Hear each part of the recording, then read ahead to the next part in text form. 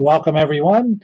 Hopefully they decide to literally clean the hallway outside my office now. So hopefully that noise isn't going to be too bad. Um, so yeah, I'm excited that there seem to be a lot of people interested in this topic. You'll see I've tried to make it kind of broad, and we'll kind of go through things quickly and hopefully have time at the end for questions. But I guess you can also just through the chat ask questions as we go. So.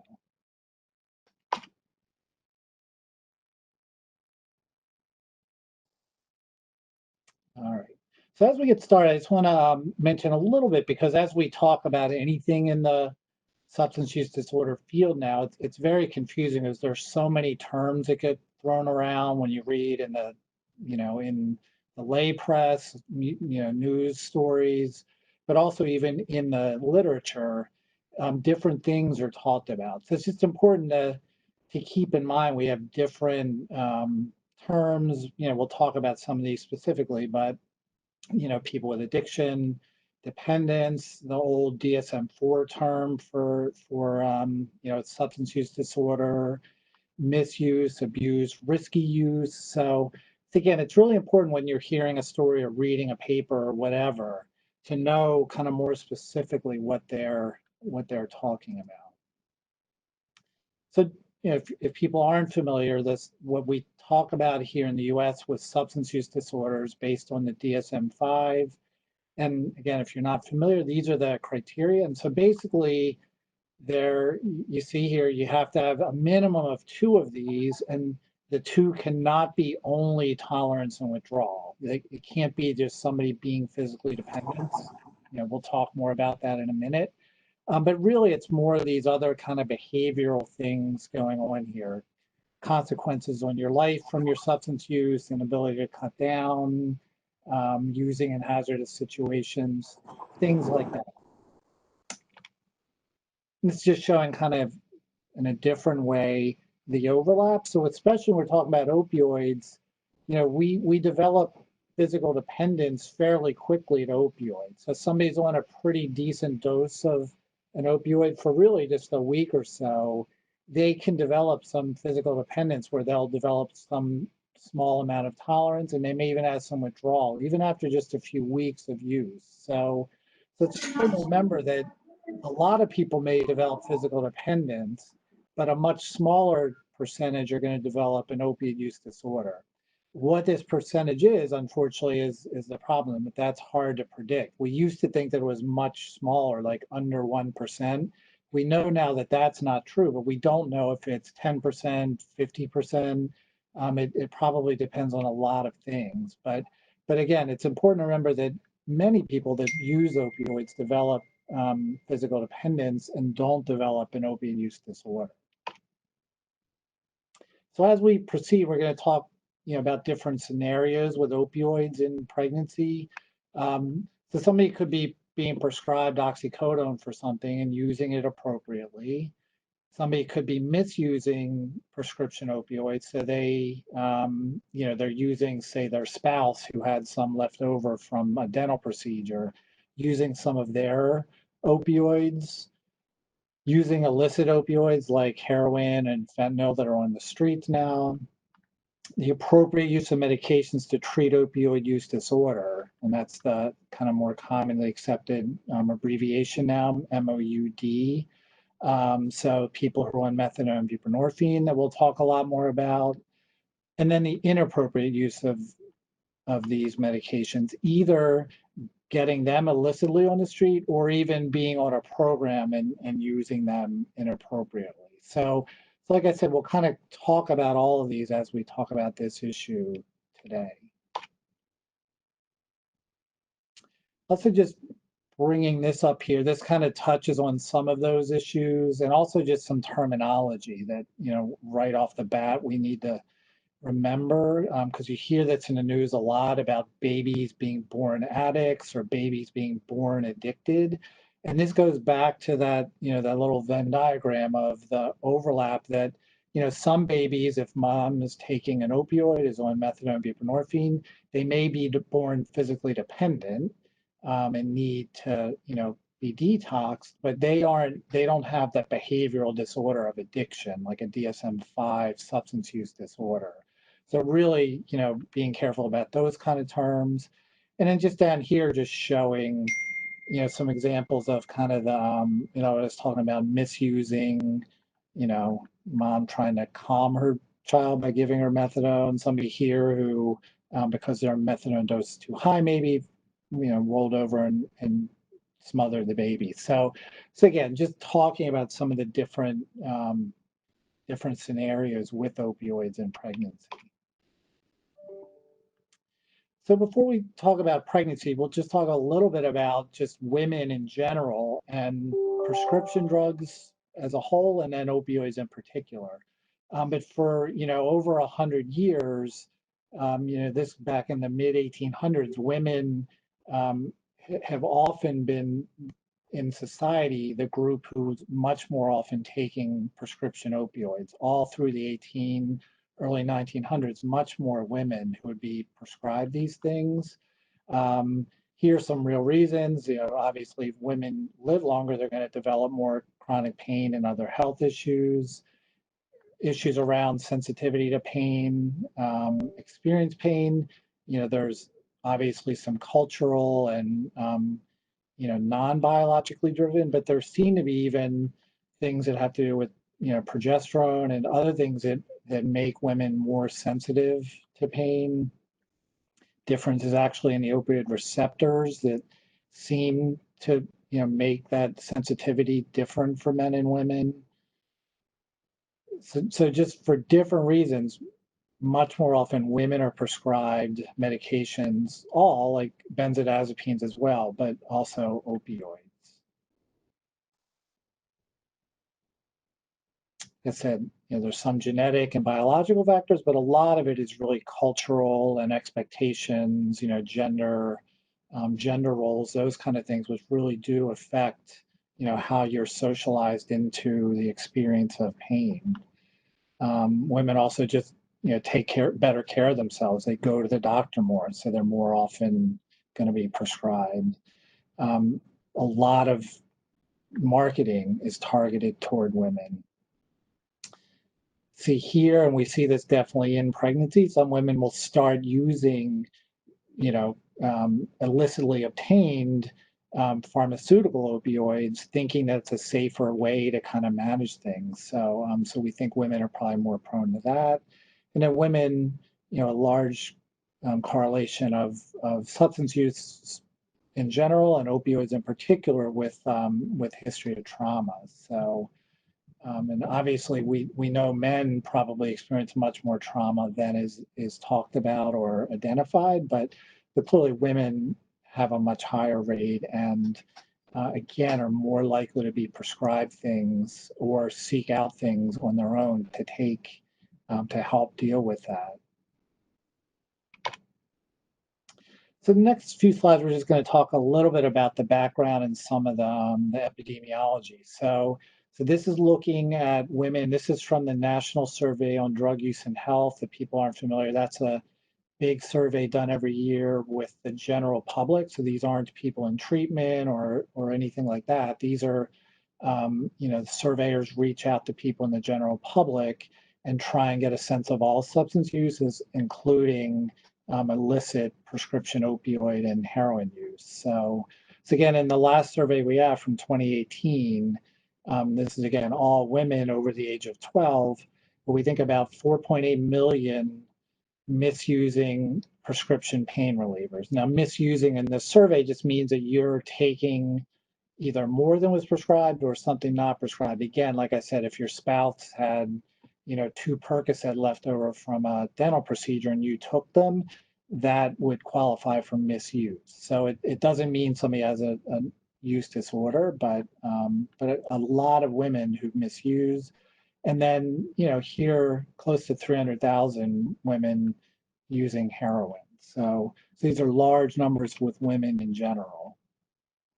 Again, from that survey, it's just looking at both prescription pain relievers up here, heroin down here, and just looking the last few years, the prevalence, both prescription opioids and heroin.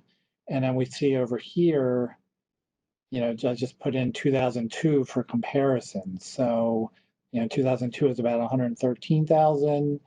Now, 290,000 women with heroin use in the past year.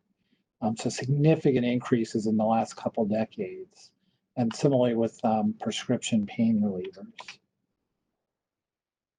So for different reasons, some studies showing, almost a quarter of women who may receive a prescription for an opioid during pregnancy or after. And a lot of, a lot of times when you talk to women who are now using heroin, when you ask them when they got started was from an injury or some other procedure, and not uncommonly it has to do with pregnancy. So we've really, trying to pay attention to that now. But back in the late 90s through the 2000s, when there was a big push to very aggressively treat pain and, not have people suffer, and for different reasons, there was a large increase in prescribing of opioids, and a very large percentage, especially of women who go on to develop problems with heroin, started out with prescribed opioids.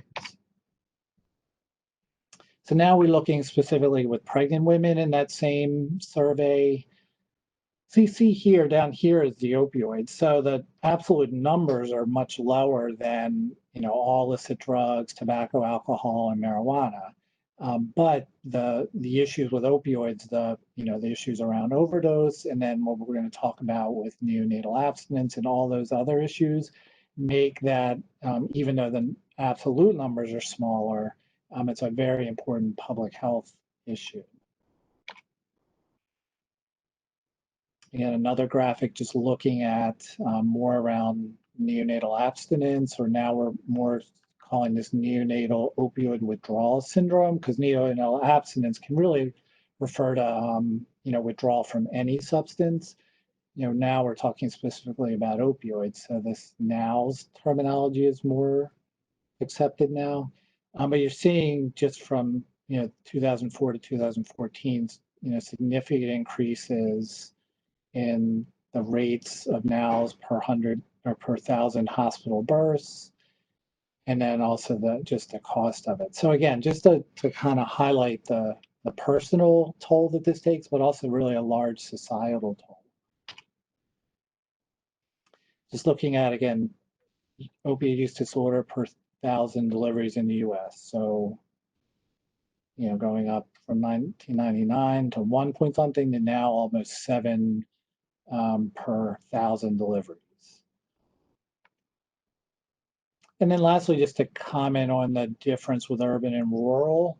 Certainly heroin and a lot of opioids were more prevalent in urban areas. And we saw with the prescription opioids that really started hitting urban areas. And now that that's kind of switched over to heroin, and now the illicit fentanyls on the street, we've continued to see a real significant increase in the rural areas as compared to the urban areas. So again, not to say it went away in cities, but a thing that really, a couple decades ago wasn't an issue the rural areas were dealing with, now is a very big issue. So it's really important just, everywhere in the country now to be aware of this. The other thing I've kind of mentioned, but if you're not familiar with what's happened, so really starting in about 2010, we saw the big switch from the prescription opioid epidemic to heroin. And that continued for 3 or 4 years. And then around 2013-14, what we started seeing in certain areas of the country, and unfortunately here in the Mid-Atlantic, we're one of the hotspots where gradually the heroin has really been replaced by fentanyl and fentanyl analogs, so different forms of the fentanyl molecule. And just to make sure everyone understands, this is not, pharmaceutical fentanyl that people are diverting. The vast majority of this is actually being made illicitly in China and shipped in. And, for a few years in the mid 2010s, it was being cut in with heroin. Now it's pretty much totally replaced heroin in most of Maryland, Appalachia, parts of New England. there are areas where really we just don't see heroin anymore. Pretty much everything that people are, when they're buying, it's fentanyl or some form of fentanyl or even some other like newer different types of opioids that are on the market. Okay, so now kind of moving into pregnancy and working with people.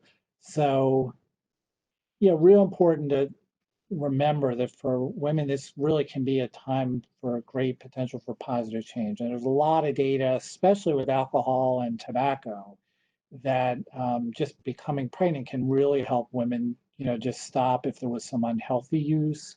It really, just that alone can help them stop or prime them to be helped with others. So it's real important if, whatever kind of setting you work in, if it's with pregnant women, to remember that for a lot, it's really a time that they can change. So because of that, we really, encourage screening, all women, and then once pregnant, really looking at universal screening. So a lot of places, unfortunately, they screen people that look like they probably might be someone who might have a substance use problem and don't screen other people. So real important that it should be universal, the same for everyone in a practice. There are different screening tools out there, some of them that have specifically been designed for pregnancy.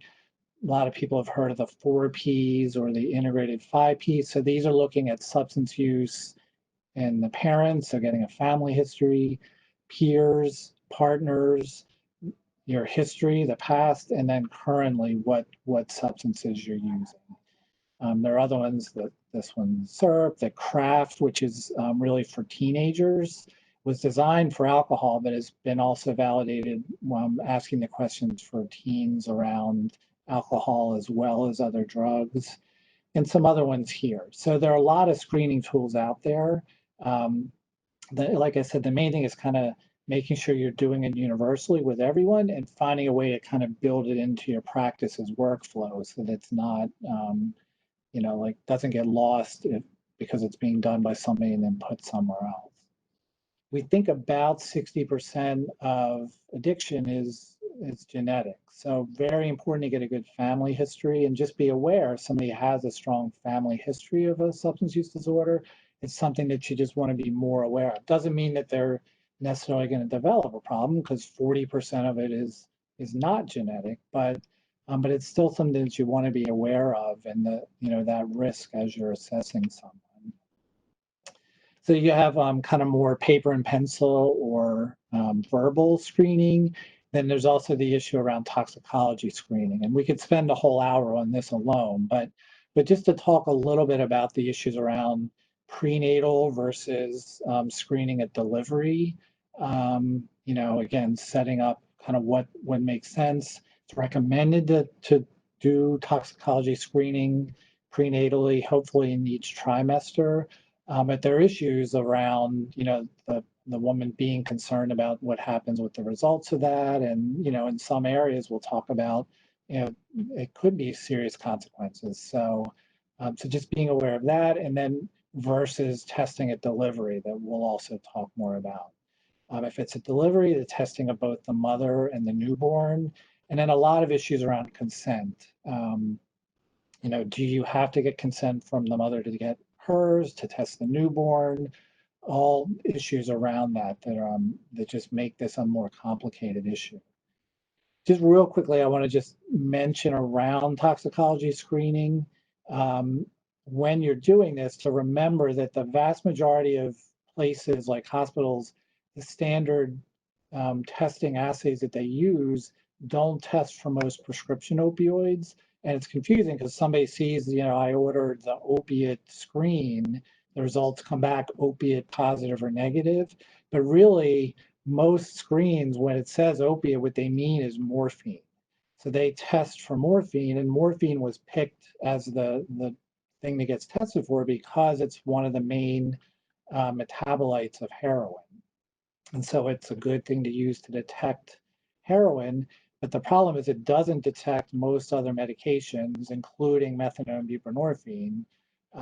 And it also doesn't detect fentanyl and all the newer analogs. So So if you want to look at those other things, they need to be ordered specifically. And a lot of people just don't realize that. They see opiates and assume that the test is going to test for all the opiates.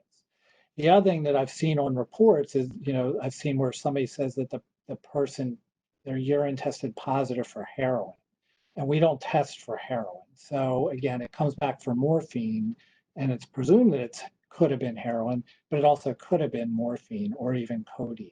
So I also put this here as a reminder that we're really trying to get away from talking about patients or their urines as being dirty or clean. We're trying to refer to people as being in recovery or abstinent, and their urine as being positive or negative. So I mentioned just a little bit about legal issues. It's important to realize this varies quite a bit by state.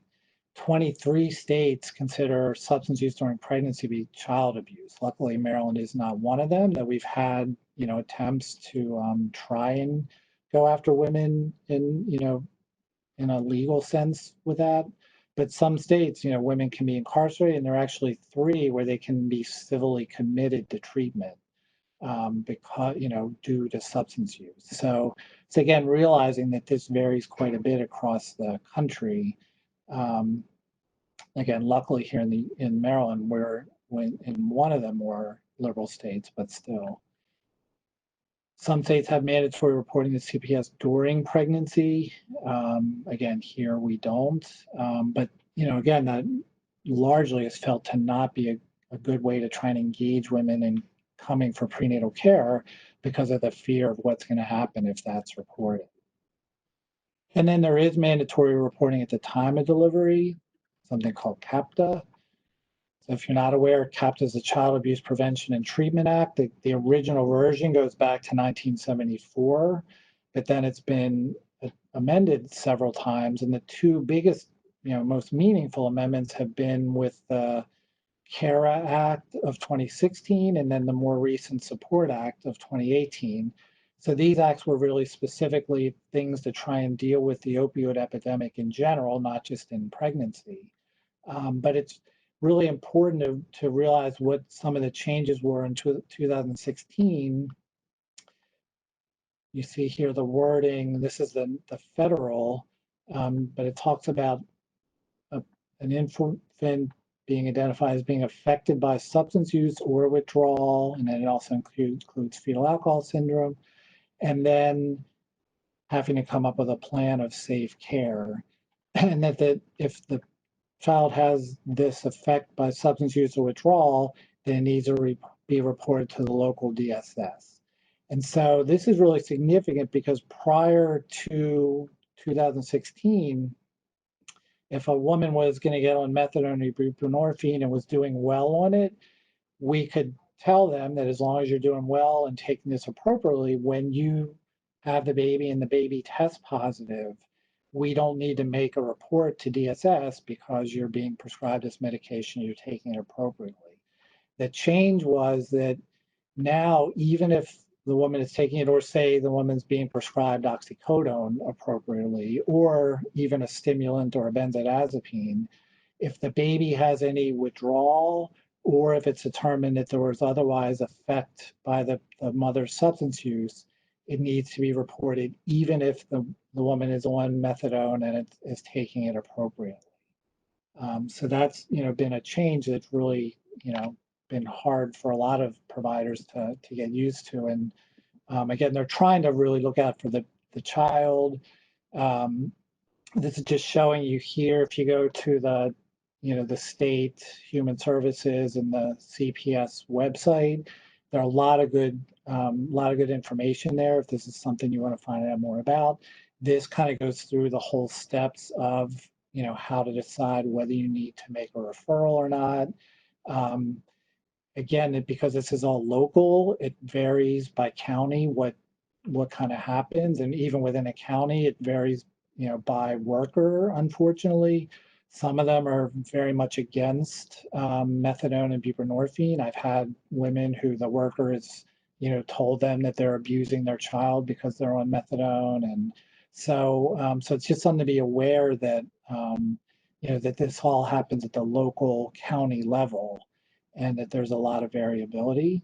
Um, but we need to be aware that, again, especially with this change, that, that the woman needs to know that even if she's on methadone, buprenorphine, taking it appropriately, if the baby has withdrawal, then that needs to be reported. Now, the hope is that this doesn't become a full CPS case that, and this kind of goes through what happens, but what's supposed to happen is that DSS kind of reaches out, again, looks at this safety plan and really is hopefully helping with resources. And, the last kind of resort is taking, removal.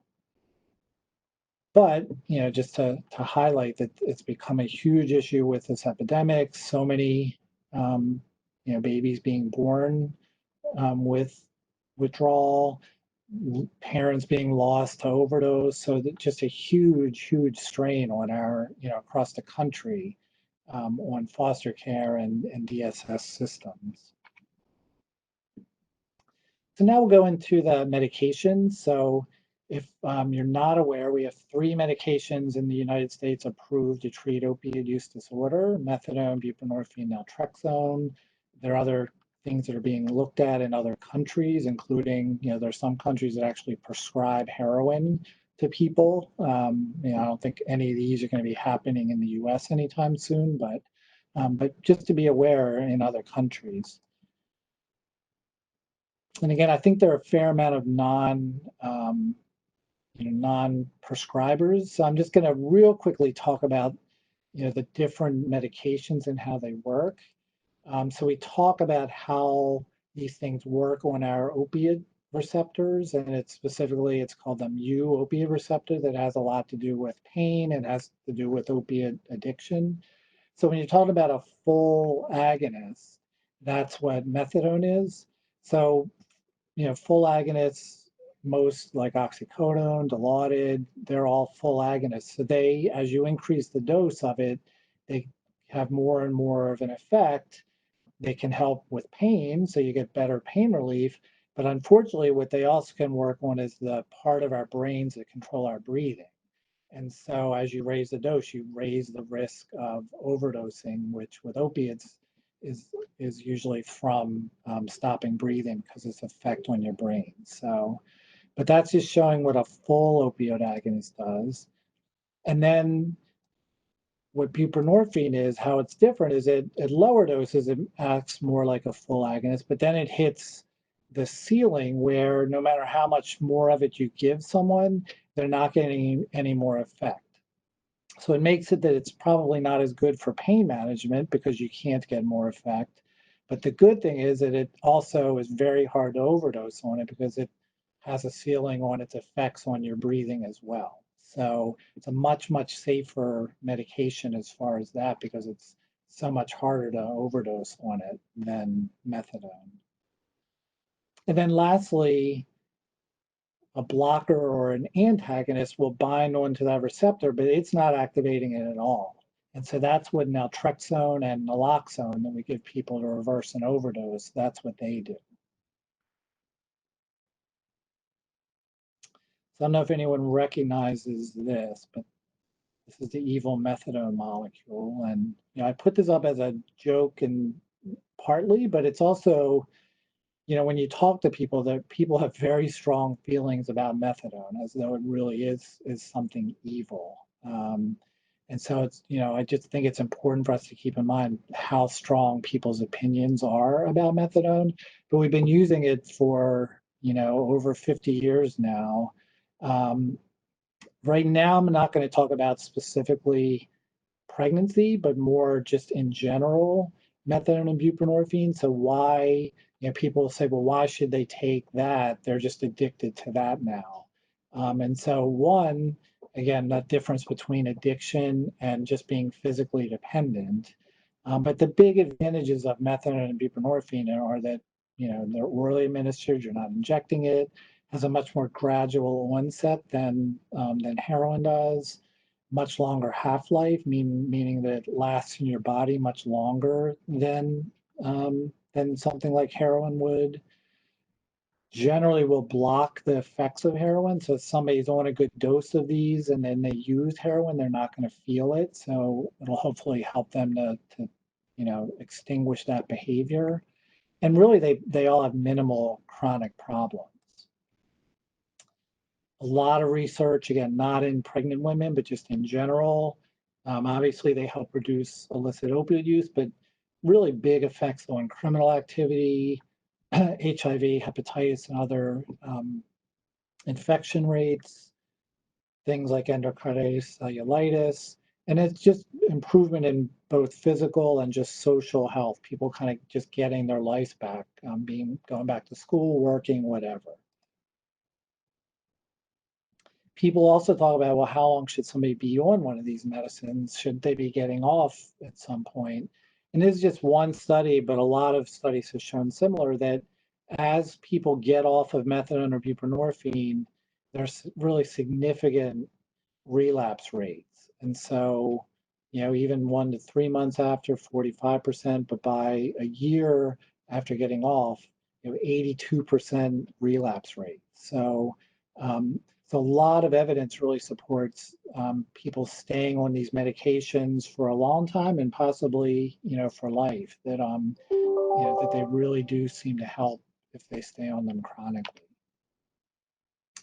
This is just showing kind of what I talked about before, but why, when somebody uses heroin, this dark line, when they inject it within like 10 seconds, it's in your brain and you get this high, then you start to come down, then you start to go into withdrawal. The idea with methadone and buprenorphine is that once somebody's on a stable dose, they're on a dose that doesn't get them into the high range, and then for hopefully most people, it lasts for 24 hours till they get their next dose, and they're not going into this withdrawal range. So again, that's the idea of why take these medications instead of just using heroin.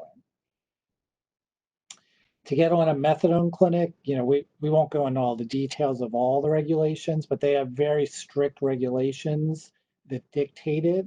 And these are right here, like 3 of the criteria to get on.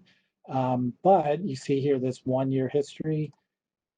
There are a few exceptions that are made, and one of them is pregnant women. So a pregnant woman could get on a methadone clinic, if they've only been using a month, if that made sense. So exceptions to those criteria.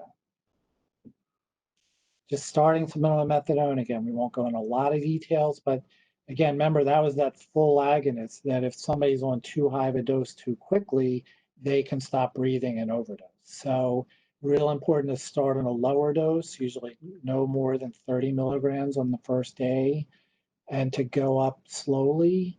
Again, I mentioned that long half-life, so that means that if it's a half-life of 24 hours, that means that somebody's only breaking down about half of it in 24 hours.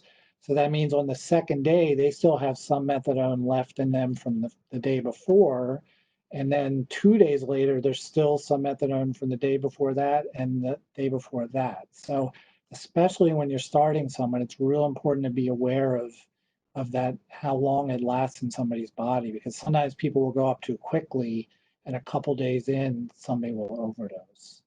So real important to be observing people for signs of oversedation or intoxication. Talking about buprenorphine, again, methadone has been around since the late 1960s. Buprenorphine has only been in the US since around 2003. It's been in Europe since the 90s. But a lot of studies either compare to placebo or to methadone. Most studies show that they're equal. There have been a few studies that show that retention in programs might be a little bit better with methadone. So again, just something to keep in mind. I already mentioned buprenorphine being much safer because it's only a partial agonist.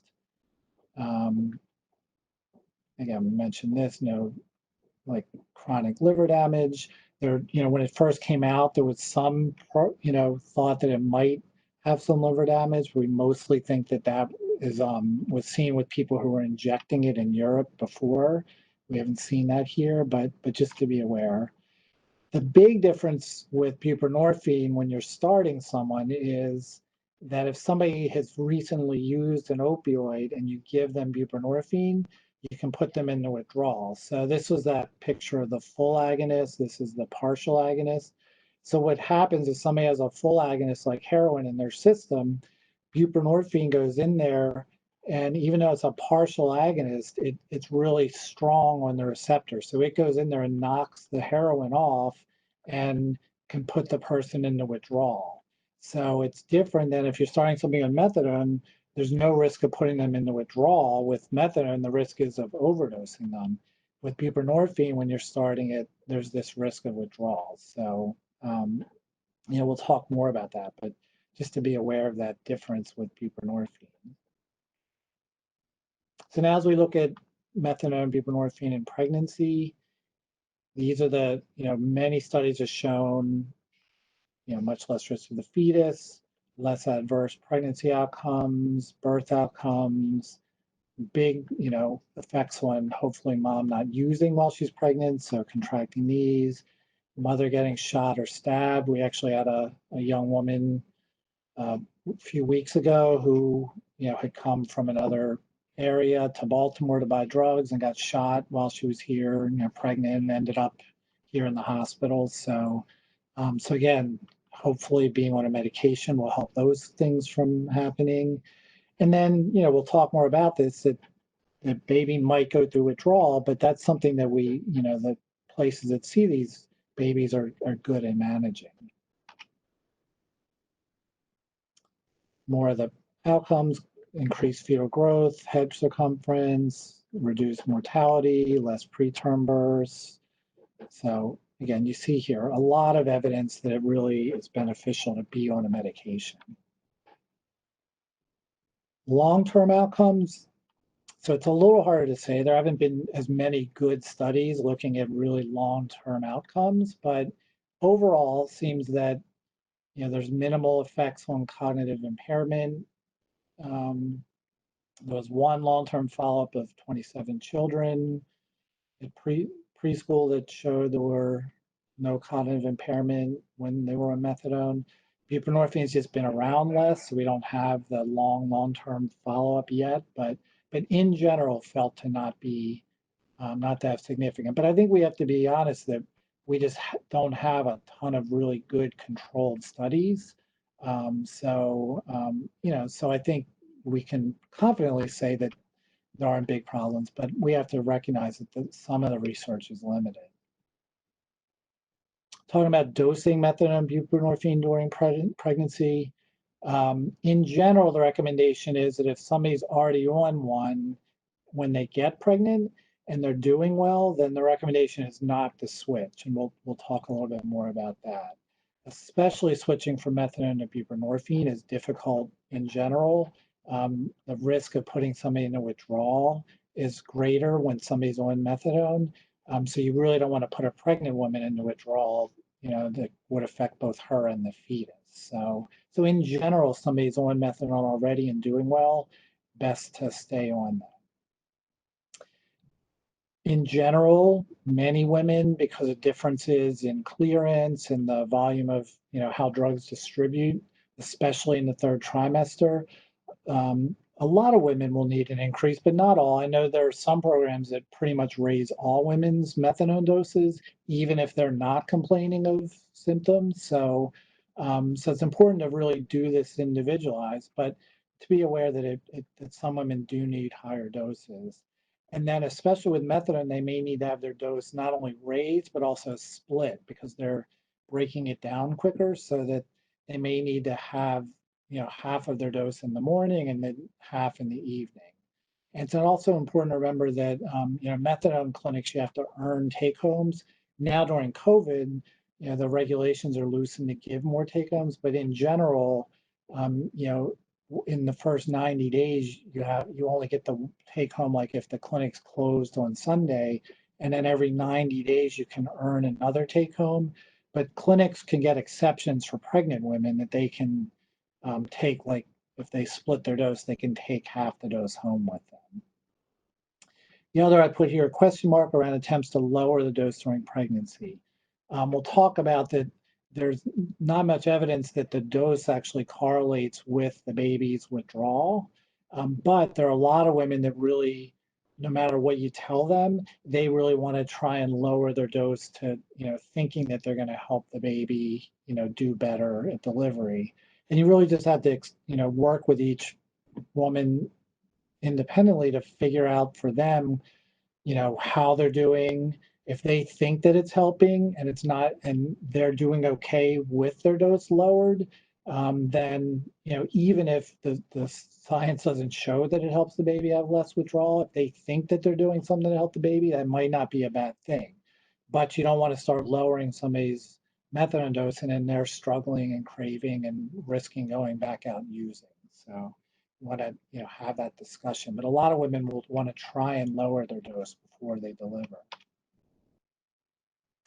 So just to go over the biggest kind of most quoted study that looked at methadone and buprenorphine. So it's called the Mother Study. It was done in multiple sites. CAP over at Bayview was one of the sites involved with this. And they looked at a bunch of different outcomes, both in the neonates. You see here a lot of, their withdrawal scores, head circumference, length of stay, preterm birth, all those things, and then some other things with the mothers as well. And just showing, so they had 131 neonates in the study, 58 whose moms took buprenorphine, 73 methadone.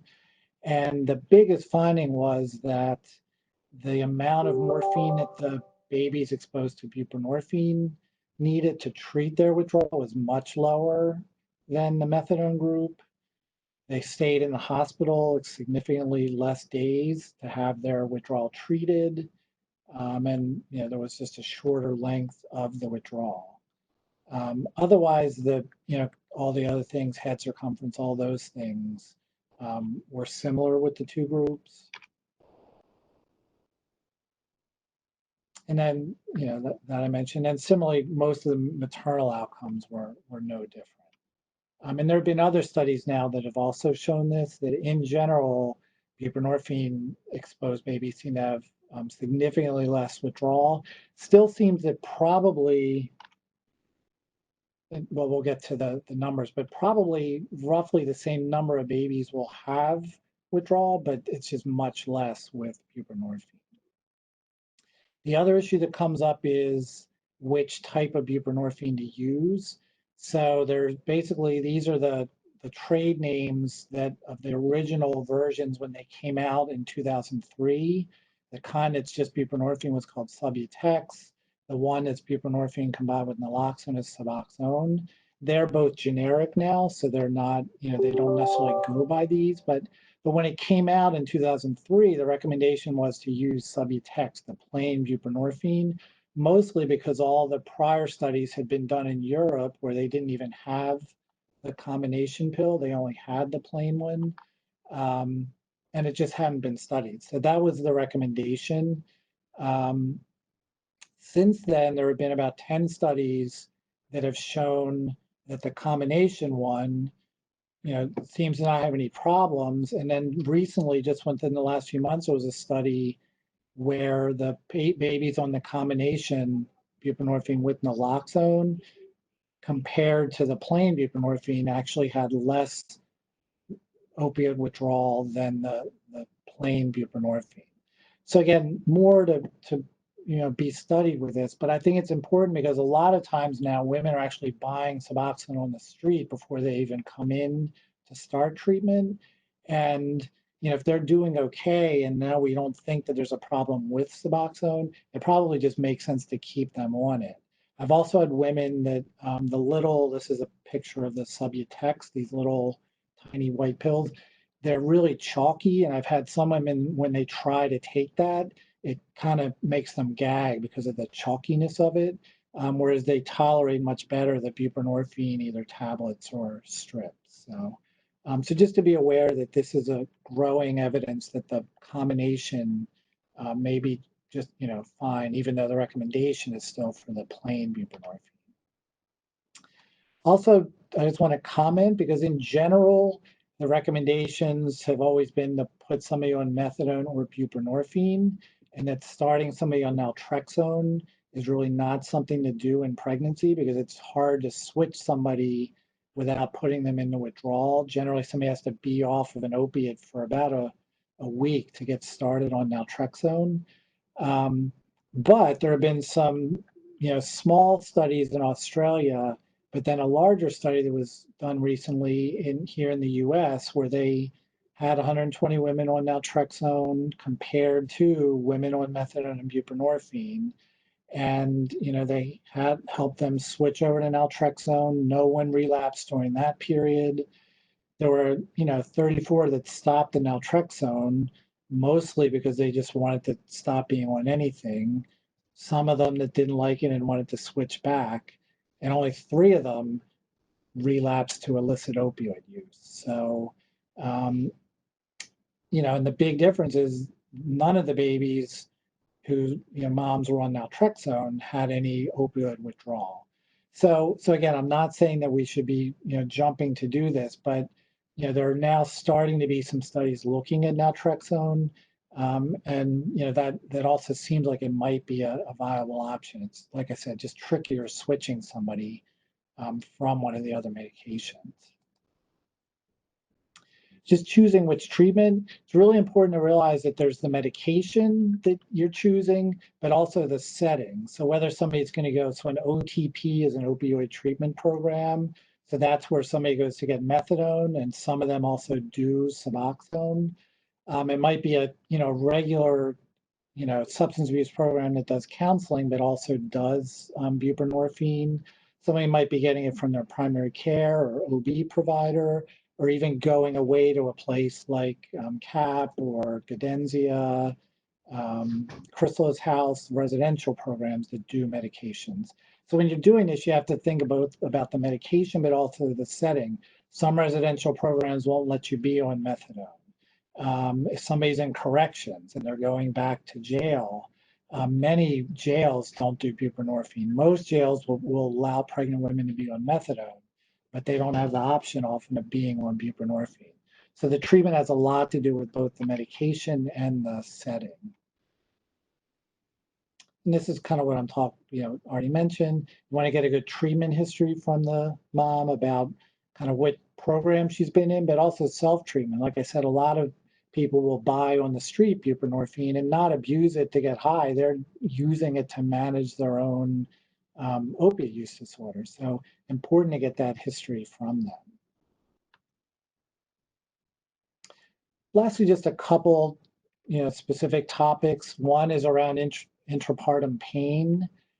So remembering that if a woman has a history of opioid use and or is on something like methadone, they're going to have tolerance and often need a higher amount of opioid to treat their pain, especially if they have a C-section. Avoiding other partial agonists like butorphanol, which are sometimes used in OB anesthesia. ACOG, the main organization for OBGYN, they have come out with a statement: if somebody's on methadone or buprenorphine, it's best to keep them on it and then treat them with, epidural spinal anesthesia, short-acting opioids. In general, this is a good practice. With buprenorphine, it's a little tricky because buprenorphine blocks, opioid receptors strongly. So sometimes I've seen where we've tried this and somebody has a C-section and it's gone okay, and other times where I've seen where it really didn't go well at all. So sometimes it makes sense to continue the buprenorphine. Sometimes it makes sense to stop it and then restart it after the pain has gotten better. But in general, with methadone, it's better to keep the person on their methadone dose and then add short-acting opioids on top of it. Postpartum management is really variable. Important to really watch the patient closely, especially if you've raised the methadone dose during pregnancy.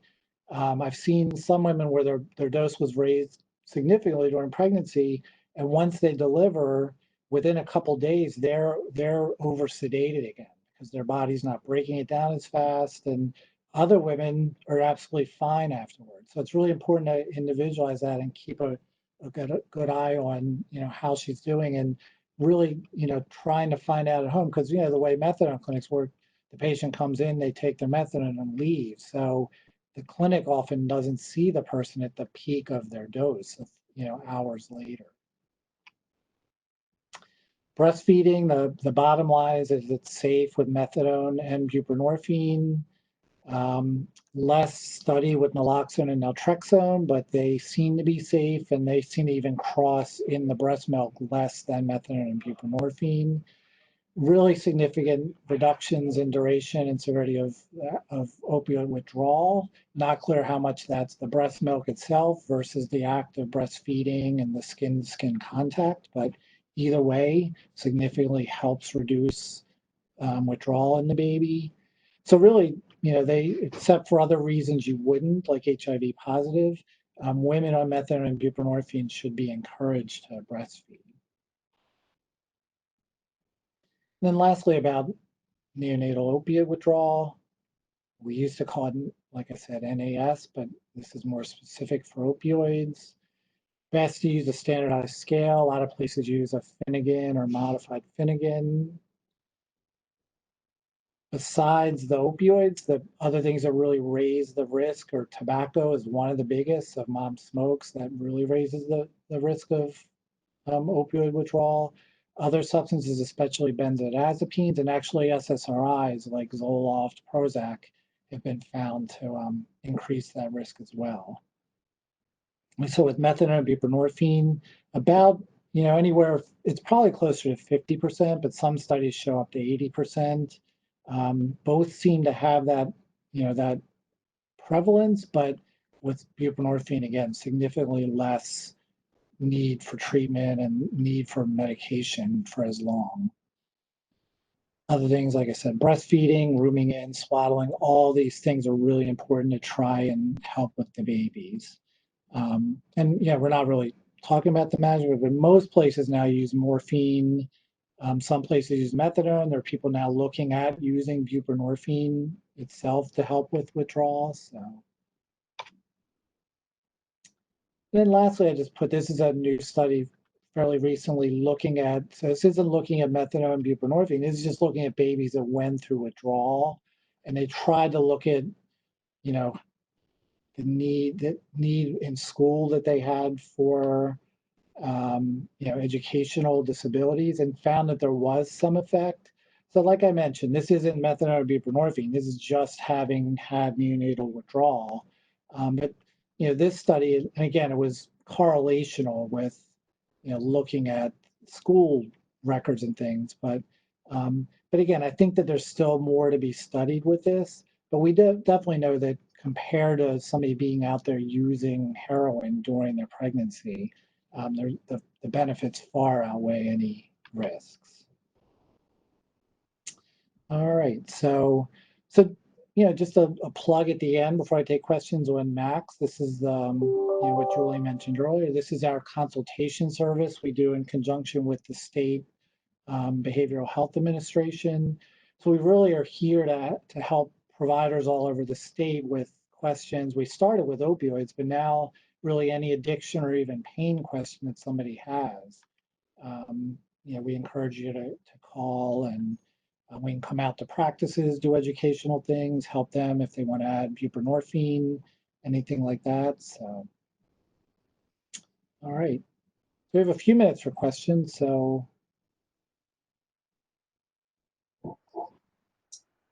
Thank you, Dr. Welsh. If anyone has any questions, you can feel free to chat or also unmute yourselves. We also included the link to sign up for Max in the chat, as well as a link to register if anyone is interested in attending a half and half buprenorphine waiver training that we have coming up this Monday. And for anyone interested in receiving CME credit, that information is also in the chat. Someone's typing a question in the chat. Yeah. Can I just state the question? Can you hear me? Absolutely. Okay. Thanks. I think that was really good. I'm glad Linda recommended it. I guess my question is more general. Over the past 20 years or so, has medicine been able to keep up with pregnant women using in a healthy way, or is medicine sort of reacting? Does that make sense? Am I asking a? Yeah, I guess I'm not. You mean like the system as a whole? Yeah, the system as a whole. Over the past 20 years or so, is medicine doing a better job at addressing pregnant women that are using than 20 years ago? Are they doing a better job now, or is it about the same? Or it's a very general question. Am I making I mean, I sense? think overall we're doing a better job. But unfortunately, compared to 20 years ago, the volume of the problem has just increased so much. So, but I think we do a better job. I think, 20 years ago in the US, we didn't have buprenorphine. And so I think that the difference in prescribing it, that a woman can get it at a pharmacy rather than have to go every day to a methadone clinic. Here in Maryland, we have lots of methadone clinics and lots of buprenorphine, but there are states, there's some states with one methadone clinic. So if you're pregnant there and you live hours away from that clinic, that's not a reality. So having buprenorphine has really helped a lot. More and more evidence that the babies having less withdrawal is a big issue with buprenorphine. I think just in general, the society as a whole and the medical community in particular is more accepting of medications to treat opioid use disorder. So I think that's been a big change in the last 20 years. But the problem is that, as all those epidemiology slides show, that the problem itself, and again, here in Maryland, we had lots of heroin prior to 20 years ago. So we've kind of always had the issue, but parts of the country, they were not geared up to deal with this epidemic and really still struggle with this. And again, the way rural areas are being hit. So again, it's a two-part answer, but I think in general we are better, but just because of the volume of the problem, it's we're not able to tackle it as much as we would like to. Thank you.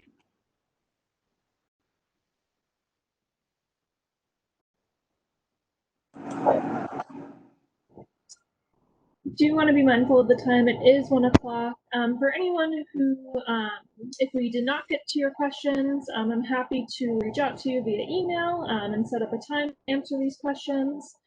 And thank you all so much for attending. Great. Thanks, everybody. Thank you. Thank you. Great information. Thank you. Thank you. Thank you so much. Good seeing you, Doc. Thank you. Thank you all. Have a great day. Thank Bye. you so much.